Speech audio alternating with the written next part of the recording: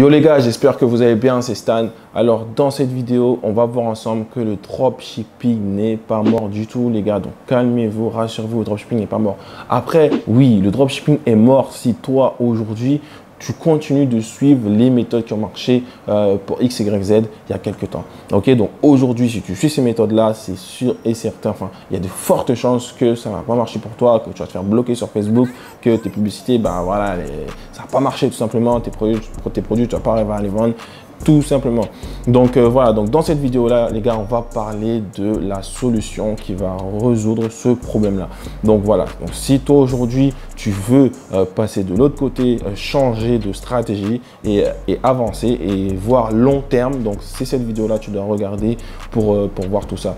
Donc on va voir ça dans cette vidéo. Mais avant de continuer les gars, pensez à liker cette vidéo, à vous abonner et activer cette cloche les gars pour ne pas rater les vidéos qui vont bientôt arriver parce que chaque semaine avec mon associé, on va vous partager au moins minimum 3 vidéos. Ok les gars, c'est des vidéos qui vont apporter beaucoup de valeur.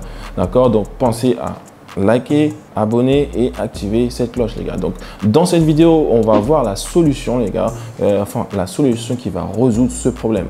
Donc le problème du dropshipping classique. Ok, donc si vous utilisez cette stratégie là les gars, vous allez voir que ça sera vraiment, ça sera autre chose, ça sera un autre monde. Vous voyez ce que je veux dire les gars. Et cette stratégie les gars, on appelle ça du long terme et non du court terme que vous utilisez aujourd'hui. D'accord. Et puis voilà les gars, donc restez bien jusqu'à la fin de la vidéo parce qu'à la fin de la vidéo, je vais vous partager la stratégie que j'utilise pour utiliser le branding, enfin que j'inclus dans le branding les gars pour que ça soit encore plus puissant. Vous voyez ce que je veux dire les gars. Donc restez bien jusqu'à la fin de la vidéo. La vidéo, je pense pas qu'elle va durer longtemps.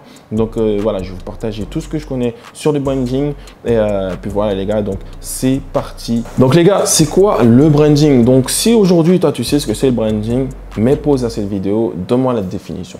D'accord, donc c'est parti. Et le branding, les gars, pour moi, personnellement, je pensais que c'était juste le logo. Tu prends le logo, tu mets sur ton produit, tu fais tes publicités. Ok, c'est bien déjà, parce que là, tu essayes de sortir du dropshipping classique. Tu as réfléchi un peu, tu vois ce que je veux dire. Tu as pris le logo, tu as mis sur ton produit. Déjà, c'est bien. Ok, et en fait, non, ça ne s'arrête pas qu'à là. Ok, donc ça, c'est une étape du branding. Mais le branding, les gars, ça rassemble plusieurs choses. Et si en fait, vous avez réussi à rassembler tout ce que je vais vous dire après, ben, en fait, ça va donner une image forte, une image très, très forte et unique à votre marque, à ta marque. Ok, mais c'est quoi en fait ces choses-là? Donc, ces choses-là, tout simplement, qui vont donner une image forte et unique à ta marque, en fait, c'est pour commencer la charte graphique. Donc, la charte graphique, c'est quoi? La charte graphique, en fait, ça va comprendre le logo, comme je t'ai dit au tout début. Ok, mais ça ne s'arrête pas qu'au logo. Donc, le logo que tu vas faire, d'ailleurs, je te conseille, si tu ne sais pas faire le logo, enfin, avant de faire ton logo, réfléchis bien. Ok, réfléchis bien et passe pas, enfin, ne t'amuse pas à le changer à chaque fois parce que les utilisateurs, en fait, voilà, si aujourd'hui tu fais un logo de ce style-là, demain tu fais un autre style, etc., ça ne va pas leur plaire. Pense à Coca-Cola. Est-ce que Coca-Cola, tu vois plein de logos? Coca-Cola, ils ne changent pas vraiment le design de leur logo. Ok, donc, et aussi, s'ils changent leur logo, c'est qu'il y a une raison derrière. Comme par exemple McDonald's, si tu vois bien, avant ils étaient en rouge en France. Et maintenant, en fait, le logo de McDonald's, le fond, il est vert. Tu vois ce que je veux dire? Donc, tout ça, en fait, ça a des significations. D'accord? Mais ça, on va le voir dans une autre vidéo. Donc, on ne va pas sortir de ce sujet-là. Donc, le logo. Ton logo, tout simplement, si tu ne sais pas le faire, je te conseille d'aller sur 5euros.com. Tu demandes à un gars qui sait faire des logos. Voilà, est-ce que tu peux faire mon logo comme ça, comme ça? Ok, comme ça aussi, tu ne vas pas perdre ton temps. Mais après, tout simplement, tu peux le faire sur Canva. C'est easy. D'accord? En quelques minutes, tu peux faire ton logo. En tout cas, réfléchis bien à ton logo parce que ton logo, en fait, il doit être visible sur tous les supports de communication. On doit le voir. Ok? Le logo, c'est la tête de ton entreprise, la tête de ta marque. C'est ce qu'on voit en premier. Ok? Donc, prends bien ton temps pour faire ton logo. Ensuite, après le logo, vous avez les couleurs. Donc, les couleurs aussi, comme je t'ai dit, dans la vidéo, je vais tutoyer, je vais vous voyez. Donc, voilà, j'ai pas trop l'habitude de vous voyez, on tutoie. Donc, désolé, donc, dans la vidéo, des fois, je vais vous voyez, je vais tutoyer. Donc, ensuite, il y a les couleurs. Donc, les couleurs, en fait, voilà. Les marques, ils vont pas choisir une couleur comme ça, au hasard. Si tu vois que cette marque-là utilise cette couleur-là, c'est qu'il y a une raison derrière. Donc toi, en fait, les couleurs que tu vas mettre sur ton site, sur ton logo, tu dois réfléchir. Ok, parce que les couleurs en fait veulent dire quelque chose et les couleurs jouent beaucoup au niveau émotionnel. Tu vois ce que je veux dire? C'est-à-dire quand tu vois une couleur, par exemple le rouge, ben, le rouge en fait ça va te je vais pas dire ça va te donner, oui ça va te donner chaud. Tu vois, si tu es en plein soleil, tu mets du rouge, ben, tu vas transpirer. Tu vois ce que je veux dire? Quand tu vois du rouge par exemple sur une sauce, ben, plus le rouge en fait il est foncé, plus la sauce elle va être piquante. Tu vois ce que je veux dire? Donc les couleurs en fait ça joue énormément sur les émotions, etc. Et si tu mets les bonnes couleurs sur ton site, sur tes supports de communication, mais surtout sur le site et aux bons endroits, ça va améliorer les conversions. Avant, regarde, que j'aille plus loin, on va aller sur le tel et tu vas aller sur Ikea. Et tu vas voir Ikea, leur logo, il est visible d'entrée. Tu vois ce que je veux dire? Du coup, celui-là, il est sur tous les supports de communication, tu pourras le voir. Tu vois ce que je veux dire? Donc, pense à ça. Ensuite, sur Ikea, si tu... Attends, je vais enregistrer, j'aime pas enregistrer. Donc, Ikea, let's go. Voilà, c'est bon, ça enregistre. Donc, on va voir ce que je vais te montrer. Comme tu peux voir là, je deviens membre. Tu vois le bouton d'appel à l'action. Donc, ce bouton-là, en fait, tu vois, il est blanc. Bien sûr, il est visible. Mais en fait, on va aller plus loin que ça. Ils sont pas bêtes. Là, tu vois, ils ont mis du noir. Généralement, les boutons de ton shop, il faut garder la même couleur à chaque fois. Mais eux, ils jouent un peu avec ça. Tu vois, là, ils ont mis du blanc. Là, ils ont mis du noir, je découvre. Et comme tu peux voir aussi, ils ont changé le wording. Je découvre, je deviens membre. Tu vois, comme ça te tape à l'esprit. Donc, essaye de penser à ça. Je découvre. Ensemble, là, il a mis en savoir plus. C'est pas grave. En savoir plus. Afficher, rejoindre. Moi, ce que je vais te montrer, en fait, tout simplement. Attends, je vais aller sur fiche produit. Attends. Hop là. Donc, ici, voilà. Tu vois, arrivé ici, en fait, tu vois que le bouton ajouter au panier, il est bleu. Et le bouton bleu comme ça, tu ne vas pas le voir sur leur site. Sauf si tu vas où il y a tous les produits, tu vas voir que... Attends, je vais le faire comme ça. Tu vas voir de quoi je vais dire. Tu vas voir ce que je vais dire. Attends. Hop là. Oh, c'est chiant. Là, quand je le cherche, je ne trouve pas. Mais sinon, quand j'y suis en temps normal, je le trouve. On va voir. Bon, bref, c'est pas grave. Tu vois le panier là? Ben voilà, ils sont là. Tu vois les paniers ici là? Ben ils sont bleus. Et bleu et ajouter au panier, voilà. C'est que ces deux boutons-là que tu vas voir qui seront bleus sur le site d'Ikea. Tu les verras nulle part ailleurs. Tu vois ce que je veux dire? Cette couleur-là, tu la verras nulle part ailleurs. Donc, en fait, ça, c'est réfléchi parce que si tu regardes bien le logo de Ikea, il y a du bleu dedans. Tu vois ce que je veux dire? Donc, en fait, dès que tu vois le bleu là, ben, ils n'ont pas mis noir. Tu vois ce que je veux dire? Donc, le bleu là, voilà, c'est le seul bouton qui est bleu sur le shop. Donc, ça va attirer ton attention. D'accord? Donc, voilà. C'est pour ça, en fait, les couleurs... voilà, il faut jouer avec les couleurs. Non, mais pas beaucoup sur ton site. Donc, les couleurs doivent être en cohérence avec ton logo, avec la marque et avec ce que tu veux renvoyer. Tu vois ce que je veux dire? Par exemple, les shops en fait qui parlent de l'écologie, etc. Ils seront pas, tu vas pas voir qu'ils vont mettre des couleurs rouges sur leur shop. Sur leur shop, tu vas voir du vert. Tu vois ce que je veux dire? Donc, le vert, tu vois, c'est la nature. Tu vois ce que je veux dire? Donc, ils vont utiliser ces couleurs-là.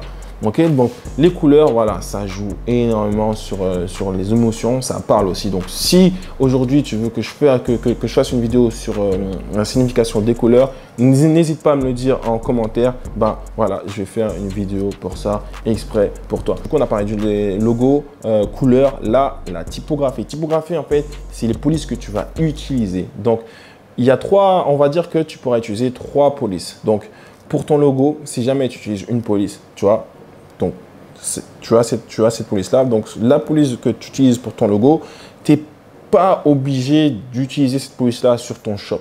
Tu vois, donc tu vas voir, il y aura des shops, ils vont avoir un style de logo avec style de police, mais cette police-là, en fait, ils ne vont pas l'utiliser sur leur shop. Donc, ça, c'est pas grave, ça peut être différent.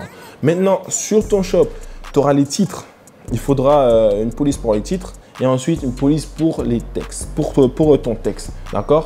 Et la police pour le titre et la police que tu as utilisée pour ton texte, ça, on doit le voir sur tes supports de communication, c'est-à-dire dans tes emails marketing, etc.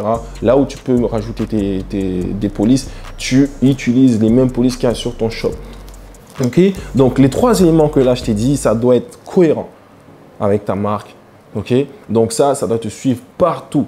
Tu es sur Instagram, on doit avoir les mêmes couleurs. Si tu vas sur Instagram maintenant, là, tu vas voir, tu vas sur AliExpress, sur Instagram, tu vas voir c'est quoi comme couleur ils utilisent. Est-ce qu'ils utilisent le jaune? Non, ils vont utiliser le rouge parce que la couleur d'AliExpress, c'est rouge. Tu vois, sur le site AliExpress, c'est rouge. En fait, voilà. Tu quittes AliExpress sur son site, tu vas sur leur Instagram, c'est eux toujours. C'est rouge. OK? Donc ça, c'est très important, les couleurs. Donc ensuite, tu as le ton que tu veux donner à ta marque. Le ton, c'est quoi? C'est en fait réfléchis à des mots réfléchis à des mots qui signifient ta marque tout simplement. Est-ce que ta marque en fait c'est une marque amusante? Est-ce que c'est une marque sérieuse? Est-ce que c'est une marque motivante, etc. Tu vois ce que je veux dire? En pensant à ça en fait, tu vas pouvoir communiquer à ton audience et tu vas pouvoir choisir aussi ton audience. Quel ton tu vas donner? Par exemple, Nike quand ils vont s'adresser à leur public, en fait c'est en mode just do it, let's go, motivation. Après, tu as la qualité de tes produits. Est-ce que tes produits, c'est des bons produits? Est-ce que c'est des produits de merde? Ok, donc pense bien à dire à ton fournisseur de te les envoyer ou sinon, tu demandes à ton fournisseur si tu fais vraiment confiance, de vraiment les tester avant de les envoyer à tes clients. Ok, après voilà, si ton fournisseur il te les envoie, c'est bien parce que dans un premier temps, tu pourras tester. Ensuite, tu pourras faire des photos pour mettre ça dans tes avis, etc. Ok, et aussi, si tu dois envoyer ça à des influx, tu en auras 2-3 de côté. Boum, tu envoies directement. C'est ça l'avantage. Ensuite, il y a la livraison. Est-ce que tes clients, tu les livres comme tu as dit sur ton site? C'est-à-dire que tu livres tes clients en 10 jours. Est-ce que oui, tu vas les livrer en 10 jours? Ok, donc ça va jouer énormément. Tout ce qu'on a vu ensemble, c'est ça qui va donner une image forte et unique à ta marque. Et une fois que tu auras réussi à rassembler vraiment tout ça, en fait, tu vas marquer l'esprit de tes clients. C'est-à-dire que tes clients, en fait, ils vont se souvenir de toi.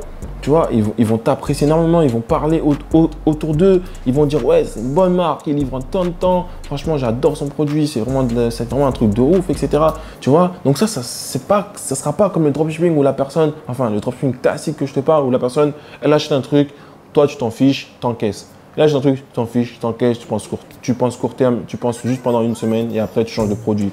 Ça, mon gars, dis-toi que ça, c'est très fatigant parce que tu passes ta vie à chercher des produits. Pourtant, si toi, aujourd'hui, tu te concentres vraiment sur tes clients, quand ils reçoivent le produit, comment ils se sentent, est-ce qu'ils partagent sur les réseaux sociaux, etc.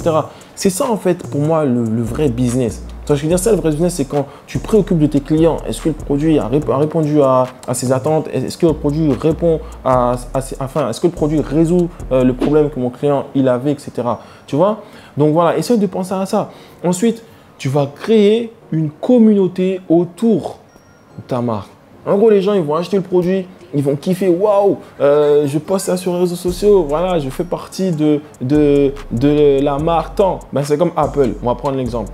Tu achètes le produit Apple, tu n'as même pas ouvert la boîte. Tu fais une photo de la boîte, tu mets ça sur les réseaux. Tellement en fait, tu es content d'appartenir à un groupe. Tu veux montrer à ta communauté, à tes amis que tu as acheté Apple, que toi, tu as les moyens, que toi, tu fais partie de la team Apple. Tu vois ce que je veux dire? En fait, dis-toi qu'à force, si tu arrives vraiment à mettre ces stratégies-là en place de branding, que ça va t'arriver aussi. Tu vois ce que je veux dire? Moi, personnellement, je kiffe quand je vois sur les réseaux, je vois, il y a des clients, en fait, ils me partagent ça sur Insta. Tu vois ce que je veux dire? Bien sûr, moi, j'envoie le mail, mais avec le mail que j'envoie, tu vois, je demande qu'ils partagent ça sur les réseaux et ils le font. Tu vois ce que je veux dire? Et quand tu le vois, ça fait vraiment plaisir. Maintenant, l'objectif, c'est que les clients, ils le fassent d'eux-mêmes directement, tu vois. Mais ça, voilà, c'est en amont, petit à petit. OK? Donc, essaye de penser à ça. Et ensuite, c'est quoi la suite? Le troisième point, enfin, le troisième, c'est tout simplement, tu vas faire la différence face à tes concurrents. Tes concurrents, c'est qui? C'est celui qui utilise la méthode classique du dropshipping. Lui, tu vas le dévancer, tu vas arriver avec ton produit, tu vas arriver avec le logo et pas que le logo, avec une stratégie marketing autour, avec des influx autour, etc. Les gens, en fait, quand ils voient ton produit arriver comme ça, ils vont comparer parce que les gens, maintenant, ils comparent. Tu vois, ils n'achètent pas d'un comme ça, tu vois. Ils vont aller sur Pinterest, ils vont regarder un peu, etc. Ils vont retourner sur ton produit, enfin, ah ouais, c'est réel, il y a des gens qui sont derrière. Et lui, ça, c'est AliExpress, ça, c'est naze. De toute façon, le produit d'AliExpress, c'est le produit qui est brandé, qui a une image de marque, tu le vois d'entrée. Tu vois sur le site, tu vois vraiment que le gars, il a utilisé les bonnes couleurs. Lui, tu vas voir qu'il va utiliser des pop-up dans tous les sens, etc. Puis voilà. Ok, donc les clients, ils sont très méfiants de base, mais là, ils réfléchissent de ouf. Donc toi, tu dois réfléchir encore 2 fois plus si tu veux aller 2 fois plus loin. OK?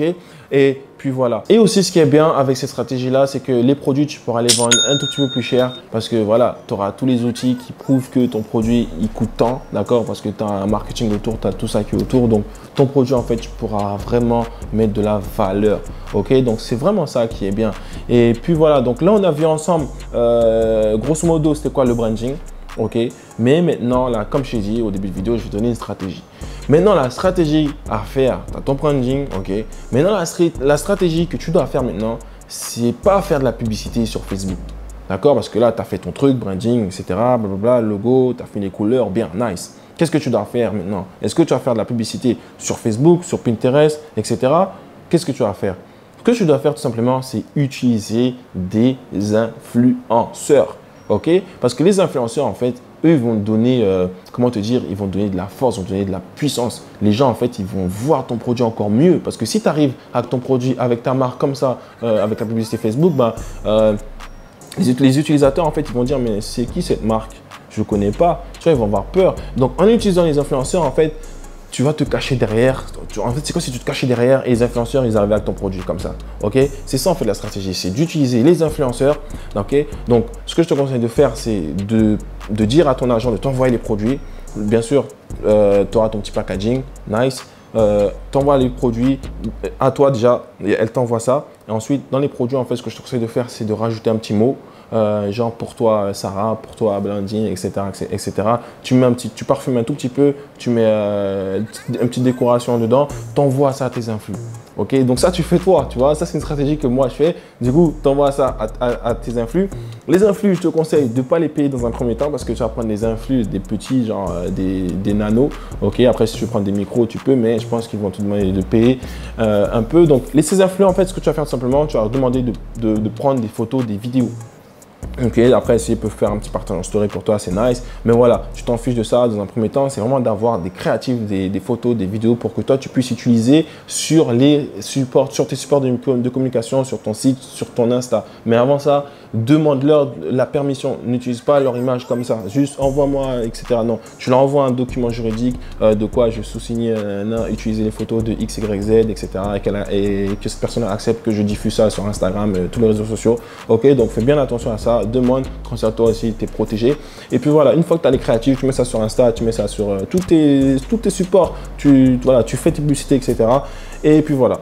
Donc ça, c'est la stratégie que tu dois utiliser avec le branding. Une fois que tu as ça, boum, Facebook, comme je t'ai dit, tu peux balancer. Les gens, quand ils vont voir la publicité, ils vont dire, ah ouais, nice, si ce personnage utilise ça, ça va avec moi, etc. Ok, donc ça, c'est des techniques aussi de persuasion, etc.